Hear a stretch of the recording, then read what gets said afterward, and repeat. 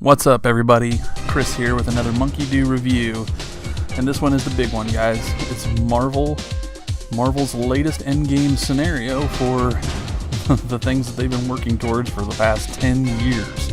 Can you believe it's been 10 years already? Yeah, the MCU has come to this point, and so here is my review of Avengers Infinity War. Avengers Infinity War might not be the lighthearted, whimsical affair of its MCU predecessors.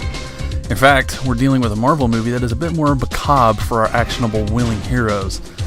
That seriousness of this film permeates the screen at its fullest just after a third of the way through. The Russo brothers set out to bring the endgame scenario for the path the MCU has been on for 10 years. This is even acknowledged in the introductory studio animation as the Marvel Studios logo morphs into a Marvel Studios with a 10 instead of the I-O, to draw attention of its decade-long journey. Marvel has really built something quite spectacular, and it's the magnitude that so many other film studios only dream of achieving. I feel like those shouting, quote, superhero fatigue, close quote, have taken this phenomenal narrative construct by Marvel Studios for granted. By any stretch, the shared universe format of theatrical films is certainly not a newly pioneered concept with what Marvel Studios has created, but more of a consummate execution of the idea. The groundwork for this film was surely built on blood, sweat, tears, tree branches, R.I.P. OG Groot, vibranium, infinity stones, and a wide swath of comic book lore.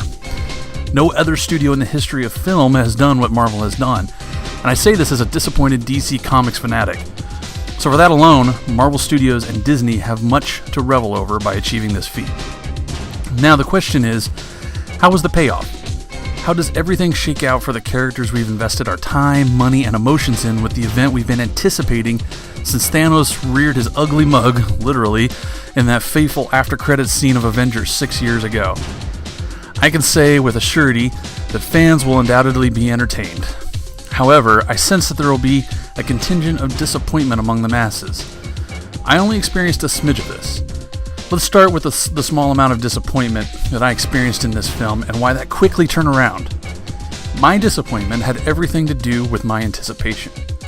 There are certain Marvel heroes that I have really latched onto and was ecstatic to see them in the midst of this cataclysmic clash to end all clashes in the MCU.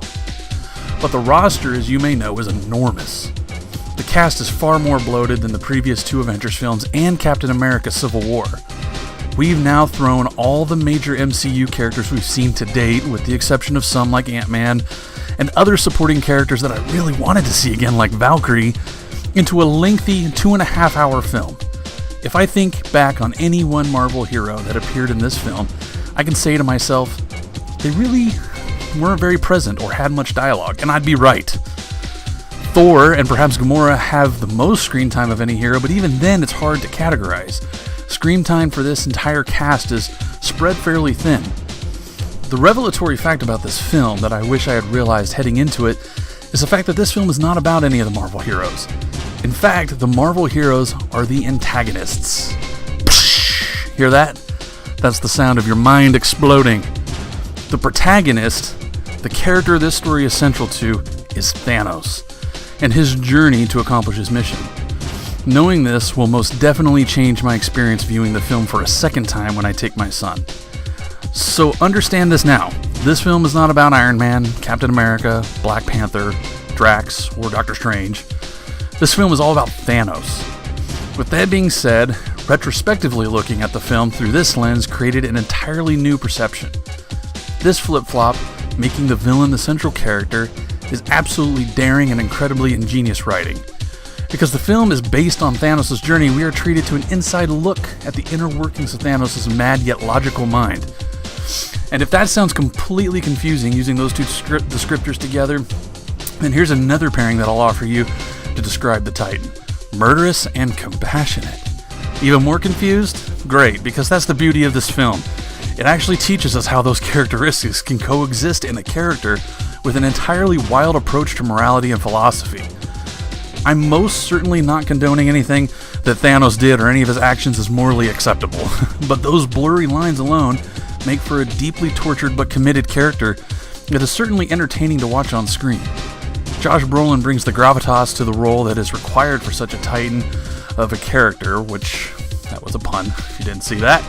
Without spoiling the story, though, you'll have to take my word to see the film for yourself to truly understand what I'm talking about here. Avengers Infinity War just gave one of Marvel's most iconic villains a major facelift with regards to actions and motivations. The comics certainly presented Thanos as an imposing villain, but the film turned him into a multi-layered being who at times you could be sympathetic for him. Again, let me be clear though, Thanos' actions are clearly bad, but the humanizing narrative certainly connects you with the villain in a way that is rarely seen in cinema. And for this, and this alone, I can say that this film is an exquisite piece of storytelling in an already legendary pantheon of Marvel films. Why I certainly don't have to recommend this film to Marvel fans, because you guys probably already have your tickets purchased or have seen the film already, I can recommend it to the non-superhero fans, especially those that might have felt some sort of fatigue with the genre, as it presents an entirely fresh take on the series.